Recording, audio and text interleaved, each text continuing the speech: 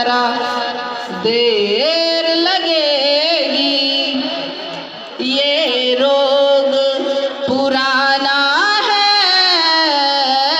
जरा देर लगेगी, पाखंड मिटाना है जरा देर लगेगी। कैसे देर लगेगी? ये लोग भी जगाते जगाते मर गए और हम भी मर जाएंगे, लेकिन ये पाखंड नहीं हटेगा।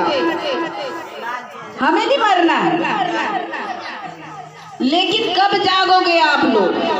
कब सही और गलत का मायना लगाओगे कि ये गलत है ये सही है? पाखंड, ये जो गीत गाना हम लोग गा रहे हैं ना, ये हमारा शौक नहीं था, लेकिन आप सबको, हमारी बहनों, हमारे समाज को ये गीत संगीत हाथ में ले रखा है। नहीं तो हमें गीत गाना नहीं आता था, हमें समझना भी नहीं आता था, हम भाषा भी नहीं समझ पाते थे, लेकिन आज आप लोगों को जगाने के लिए ये गीत संगीत का सहारा लिया है। तो हम लोगों की जो भावना है उसे आप नहीं समझोगे तो कौन समझेगा?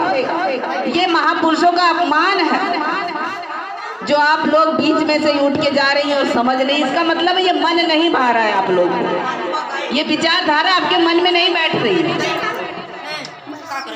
ये रोग पुराना है जरा देर लगेगी, पाखंड मिटाना है जरा देर लगेगी, मनुवाद मिटाना है जरा देर लगेगी, गर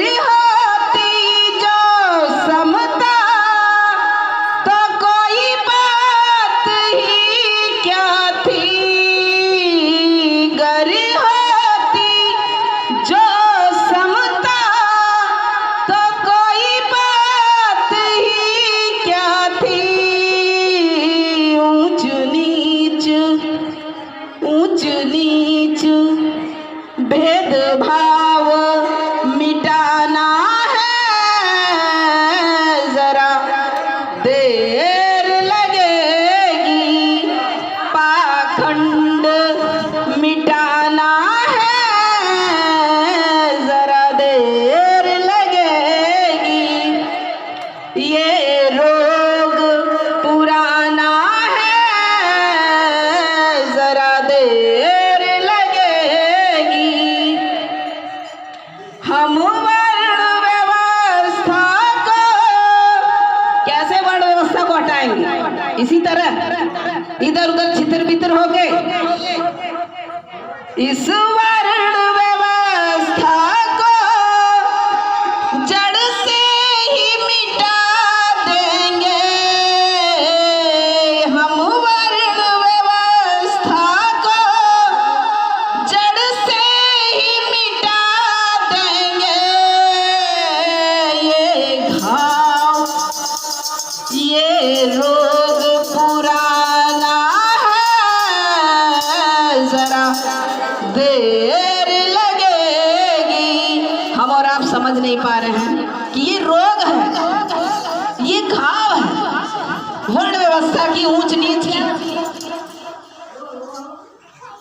हम मूल निवासी को हिंदू एक गाली है, हम मूल निवासी को हिंदू एक गाली है, गाली नहीं खाना है जरा देर लगेगी, पाखंड मिटाना है जरा देर लगेगी, संविधान बुद्ध का धम्म, संविधान बुद्ध का धम्म घर घर पहुँचाना है। कैसे पहुँचाएंगे घर? भगवान बुद्ध जी का धम्म और संविधान कैसे पहुंचाएंगे? जब आप इस बात को समझेंगी तभी ना मेरी बहना। तो संविधान बुद्ध का धम्म घर घर पहुंचाएंगे।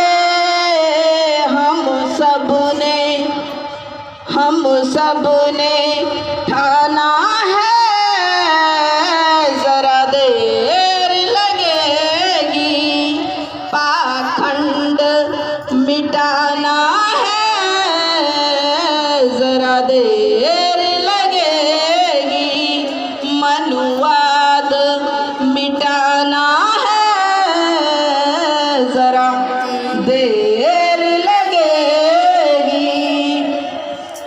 तो मेरी बहनों, बहुत कठिनाई के बाद